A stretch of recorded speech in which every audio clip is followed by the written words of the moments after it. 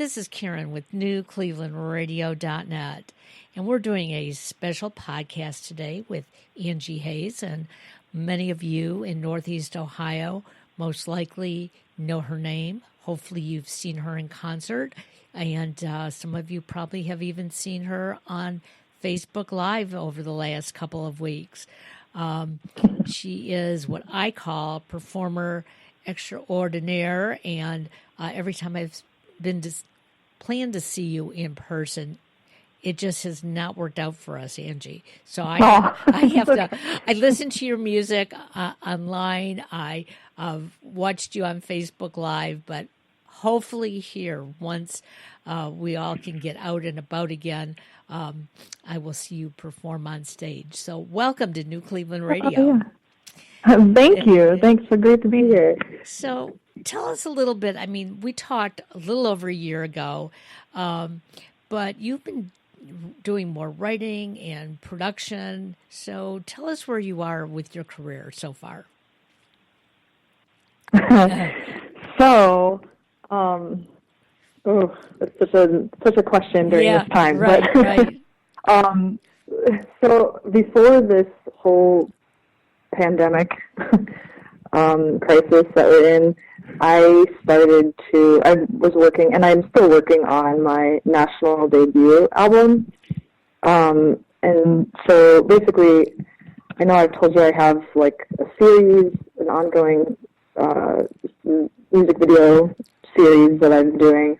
We decided to kind of put it on hold a little bit at this time, just so that we really needed to get more exposure and more, more awareness around what we were doing. And so we thought, why don't we kind of sidestep here a little bit and do a national debut album? Because if we can get on a national level, then we're able to get the support and the funding and what we need to continue the series. So that's what I've been doing. I've been working on the production for that and writing and just really, really well into the project. My part should be pretty much done by May, and ideally what I wanted to do is get my bandmates to record their parts. So I might end up having to figure out how to have them do their own recording from home. And then, I'm not sure how we're gonna finish off just yet, but yeah. And you're talking about something right now that a lot of people probably never planned or even thought of in the past. Okay, because when you're in a group, yes, you do practice on your own, but there's a lot of group time together and face-to-face contact, and that's how a production grows.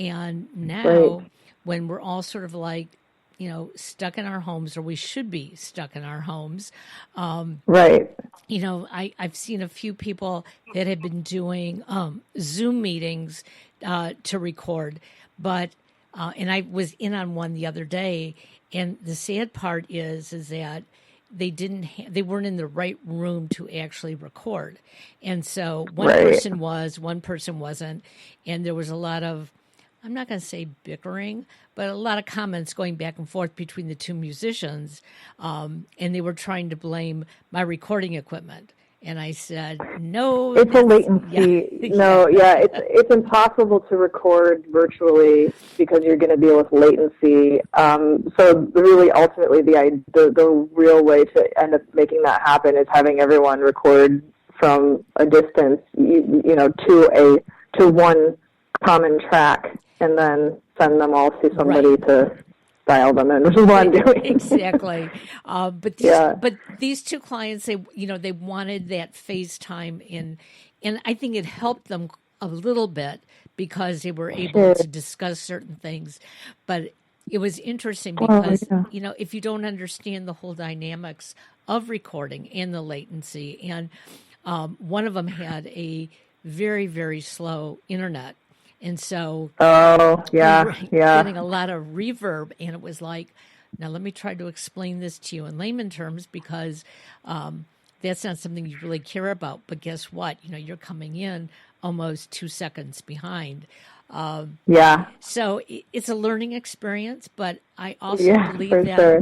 this may be one of the new ways to record, because if we're in a pandemic now, I mean, what lies ahead in our future, Right, right. Yeah, I've been thinking about so many things related to this. How do I continue? How do I move forward? What's going to happen to humanity? What am I doing anything that really matters? Do I matter? Yeah, the whole. Are we all just going to die? The whole thing, Yep, just going exactly. through the works of emotions, and I know that I'm not alone in that. That those thoughts and that mindset. But I really believe that it's important to continue to move on. Regardless of what happens, I think it's important to find the happiness that you can in the present moment, Absolutely. whatever that might be. I think it's important to, whether you're starting a project or you're just doing something that brings you joy. That's why we're here to begin with. And if we completely lose that, then we're in more trouble than Exactly. we realize. And So. what I have seen, and I don't know about you personally, but what I have seen is that there is a kinder, gentler community out and about now. And I don't think it's that we weren't kind and nice before, but I think we were all so busy on that fast track that we didn't realize that we weren't being nice and friendly. Right. I wasn't picking up the phone as much in the past, calling family members and friends. I was, a short, text message, how are you doing? And now I'm actually finding the time to call and say, hey, what's going on, and I know the projects that they're working on. And I've had a couple people say to me, boy, I really like you like this. And I thought, interesting, because I thought it was always like this. But when I stopped to think about it, I really hadn't been, because I was so busy doing so many other things that I assumed they were too. And what I've noticed with many of the musicians here in the area, how many of them are performing, on Facebook Live. And like we talked about, the settings may not be absolutely perfect, but they're out there sharing joy and love with everybody. Yeah. It's really cool that what you're talking about as far as the dynamic and how you, the perspective and how it's affected you and how people are noticing that within you. I think that a big part of that is when we kind of when we're shaken as people and we lose control, and we can't see tomorrow. We're forced to kind of let go of both hope and fear. And when that happens, we're forced to embrace the present moment. And I think when we do that, that's when we are more aware of how raw and human we are, and then we're aware of how raw and human everyone is. And then you want to reach out and you want kind of become more aware of your empathy, and so it's an interesting thing, and quite frankly, I don't know, I think about it in some other ways, like, well, what if this was just needed? Maybe this is a wake up call. Maybe this is what we needed, as a society, as humans. Maybe this is something to wake us up and to bring us closer together and bring us closer to ourselves and bring us closer to the environment. I mean, there's so many issues that we've had for so long, and maybe it's just really going to have to take something so drastic, like a crisis like this, to really, really shake us to that core, Well, and I have to agree with you, because if you stop and think about 9/11, that brought us closer together, but it also brought a lot of distrust and hate, because, we just assumed that a certain group of people were bad because they were part of it. And the reality of it is it wasn't just a certain group of people. There were many people involved. Even some of them, may have even been our neighbors for all we know. Right. But because this is not so much human, it's a uncontrolled virus.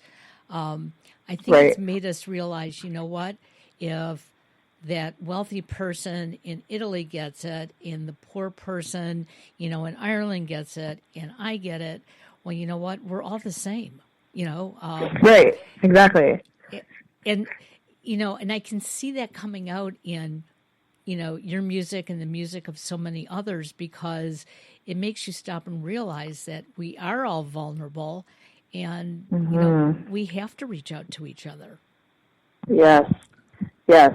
I think I absolutely agree with you. I think it's also that kind of looking at it as, and I posted something on my Facebook about how it's trauma that we're dealing with, in a sense. It's it has all the elements there. The fear, the loss of control, the everything has shut down. You can't. You know what I mean? Right. You're just kind of having to think kind of differently in almost survival mode. And for people who have had trauma before, it can be very triggering. I know for myself it has been.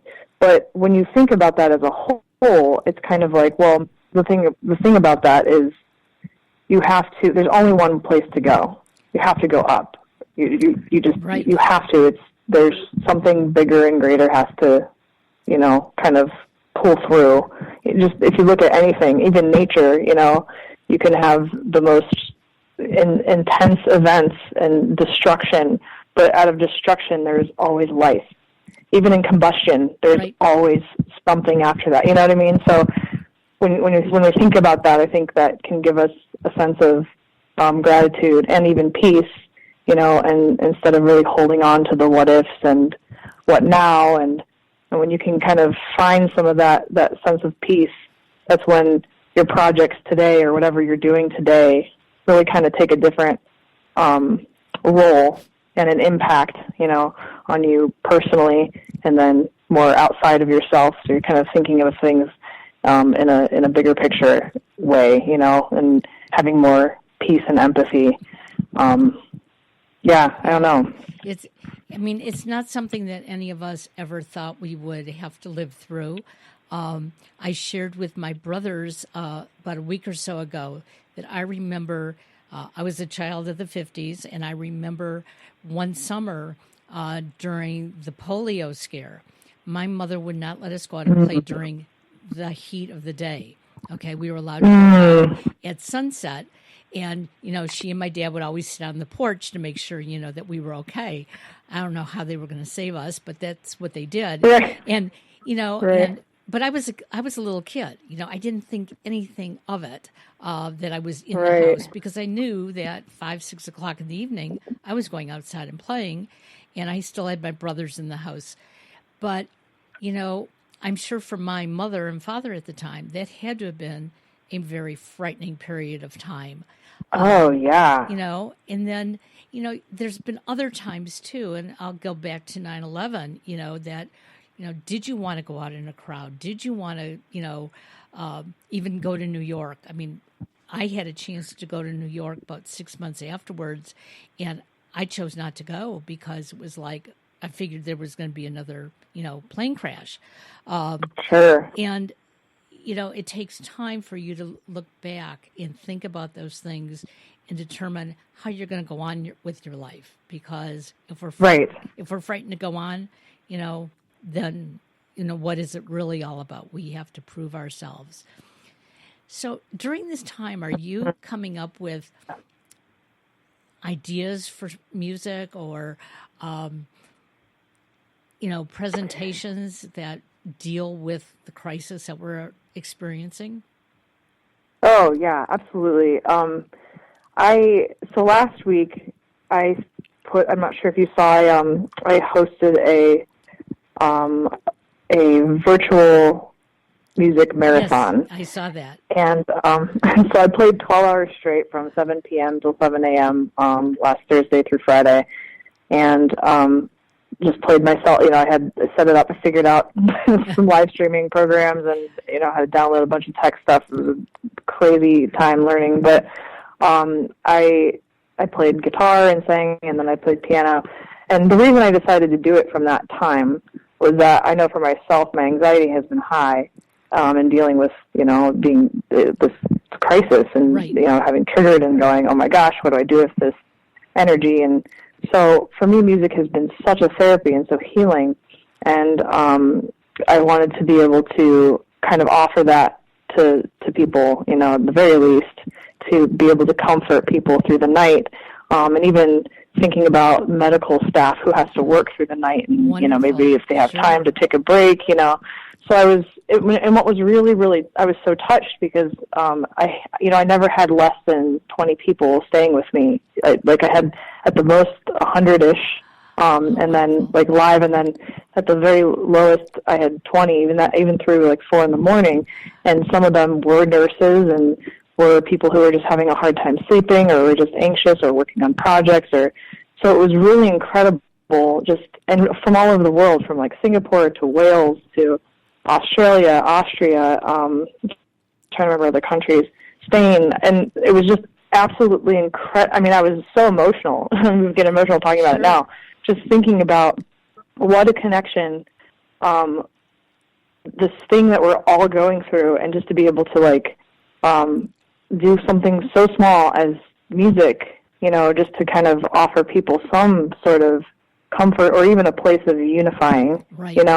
People together. I felt so grateful for it, and I wasn't even sure how it was going to turn out. I was, to be completely honest with you, terrified of live streaming, because it's not something, for me, music is such a connection, and I love to see people's eyes and really have this shared emotional experience and healing, and there's something that I really, really look for with performing. And so I kept thinking, I'm not going to be able to get that when I'm doing a live stream. I can't see anyone, So, and I don't know how to give. I'm going, I can't see. How do I really, really put my energy into this in the right way? That's going to be a way that I can offer some sort of true comfort and healing, if I can't really connect. But I was completely shocked just seeing how the comments, and seeing where people were telling me where they were from, or they were just people from my childhood, or people I'd worked with in different places. It was just unreal. I was emotional, as I was seeing it. I couldn't even. It was overwhelming how much I felt connected, and that alone was okay, I definitely want to. I have so many more ideas now to continue doing some streaming. That, and then just my band taking over in the morning, I kind of passed the baton, so to speak, and watching them. I couldn't even sleep the next day because I had to see them, because I miss them so much. We're family. Right. Watching each of their performances and having a voice and having their own space and being in their own, house and doing their thing. It was just such a beautiful experience that, I don't know, I wanted it to, well, I just had to embrace it. And what I think is that one of the good things that is coming from this, isolation, is that we're finding ways to reconnect with people. I mean, we've talked about it in the past that we reconnect on Facebook, and, most people go on Facebook and they just hit like or love or a thumbs up, okay? Right. You don't always get, a response that, tells you, what they're really thinking. But Facebook Live, I love doing it myself, because I find out there are people who are listening to our show that I just see numbers when I go back and look at it, okay? And when I do a Facebook Live, and I remind people, hey, I did this podcast today with Angie Hayes, and she talked about, how she's going to be doing some more streaming. People then would respond to me and say, oh, I know who she is. Oh, I saw her, in person or whatever. And then you start to connect, and you realize that amount of time that you were on there, you made a difference. You made a connection. And I'm hoping that I don't want musicians like yourself to give everything away once this is over, but I'm hoping that we'll see some of this continue because not everybody can get out to the clubs to see you play. Right. Right. And it's just a great way for, to be noticed, to be appreciated. And I'm loving it. Now, I know this weekend, I don't know if you're going to be part of it, but Charlie Wiener has put together a number of musicians that are going to be live streaming, I guess, all night Saturday night. Oh yeah, I did see that. Yeah, I'm actually not doing that. Okay. No, but I did see that. It looks really, really great. So again, we had some musicians out there who don't really feel that they were technically able to do this, but they're finding a way. They're reaching out to other people, and it's going to be great. And I log on and I'll see somebody who's performing live, and I'll click on it and I'll listen to them, and it just makes me smile that I know that they're still doing what they love to do. Even though you'd rather be on that big stage, I'm sure, because like you said, that's where you get the feedback. Right. I guess it's not even so much for me. It's not even just the feedback as much as like I want to give. I don't know. It's a connecting emotionally that like just being able to, even for myself. Like when I play music by myself, I can connect emotionally, but there's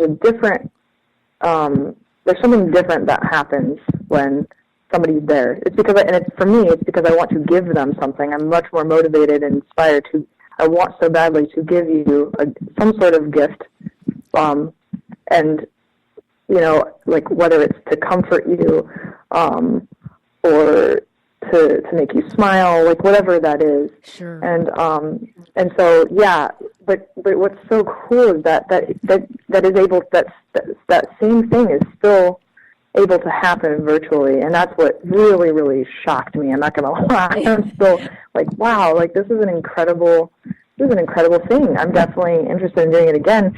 And even just, since people were having a hard time sleeping, I thought, why don't I just play some piano music through the night on a couple nights when people are, if I'm having a hard time and maybe others are too, just play to maybe bring some people some comfort in the very least, Sure. Well, and I'm glad you brought that up because I have not been sleeping well myself. It's a combination of recovering from surgery and I'm not really allowed to go outside. I mean, I can take a walk outside, but because my incision is considered an open wound, even though it's closed. Okay. And I don't understand that. I mean, I've called the doctor. I can't tell you how many times saying, wait a second, but it's healed. It's closed. And he goes, no, in reality, for 6 months, it really is not totally closed. And so, yeah, so, I mean, I can't go to the grocery store. I can't go to any of those things. So my husband does those things. And, my goodness. And I feel guilty because he's type 2 diabetic, although he's under control, okay? But I think, oh, boy, I'm putting him at risk, and here I am sitting at home with, a bum knee, but I also understand that they consider me more at risk. So because I'm not sleeping, I haven't even thought about going online to listen to see who's performing late at night. And now I'm going to do that. That would be much nicer than watching late night news at 3:00 in the morning, and yeah. Hey, and if you need help, like if you need somebody to get you some groceries, I'd be happy to. Oh, well, luckily my son and my husband are doing it, so I appreciate that. And they have a routine now. One goes out one day, and then one goes like 4 or 5 days later. So, but it's just, when I'm the one who used to do it all, okay, and now I can't even do it. And then when I go for my little walk around the cul-de-sac, my husband goes with me because, he says, you're not really steady on your leg yet. And it's like, how can you be, Yeah.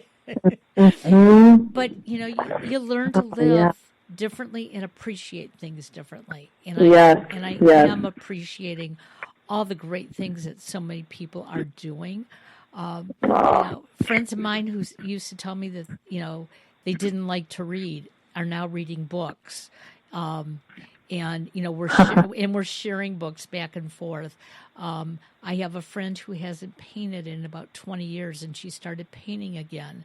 Oh, that's so great! I love hearing stuff like that, because those are the things that are parts of us that I think we lose touch with, because we're constantly in a society that's chasing the rabbit, and we never can get to it. And so it's Absolutely. Like all of a sudden when you're faced with something like this, where you're at a halt, and you realize how fragile we are as humans, and then in that realizing that fragility, you're like, oh well, who am I, and what really brings me to wholeness. Yes. Yeah, and it's so cool hearing that people are finding those pieces of themselves. Yeah, in some ways, I think it's going to be a much more beautiful world when we slowly come out of this and people can start sharing those things a little bit more. Now, I know you were initially in preparation to do a big concert in May, and you told me that it's been rescheduled, but not till the fall. But what can you tell us about it? Anything at all, so we can get excited?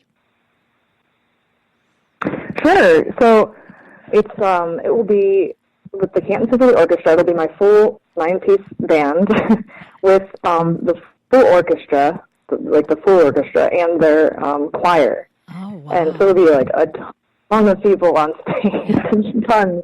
We're also planning on incorporating some dance, and we'll have some a projector, some footage. So there'll be a lot going on, and this is definitely part of the songs that I'm doing are some of the songs I've released already that were part of my series that made my stories be more like my coats. And so there's a lot of storytelling going on with the music, and it really touches on not only like mental health and wellness, but really kind of advocating for domestic violence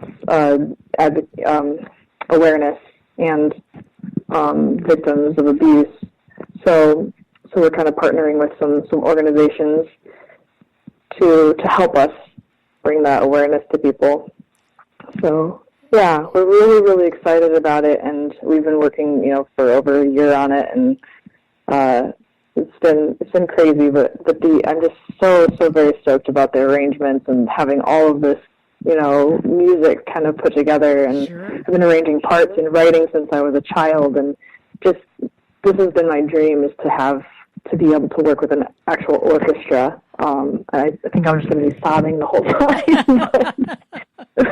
Well, I don't want you to sob while you're singing. You can sob in between, Yeah, but right. It's, when you first told me about it, I put it on my calendar. And then, the last couple of weeks I started thinking, well, even if this is lifted the 1st of May, will a lot of people really go out into a huge crowd? But I think by the fall, we should be a little more comfortable about doing that, and especially to go hear some remarkable music and to see everything that you've been working on. And how can people find your music? Can you tell us some good ways to find it? Yeah, sure. So since we're doing more streaming and releasing videos and content like that, my Facebook page is pretty active. So the Angie Hayes Project Facebook page, you can find me there, or YouTube, my YouTube channel, Angie Hayes, the Angie Hayes Project. If you're looking to download music or buy my music, iTunes, Spotify, I highly recommend Bandcamp and Reverb Nation. Bandcamp really supports their artists as far as like the money and where it goes and how they keep us kind of staying afloat. Streaming is a little bit harder on the artists, but Bandcamp is a really, really great organization, great website. So yeah, I'm on pretty much every platform. If you're looking for digital purchasing and whatnot. Absolutely.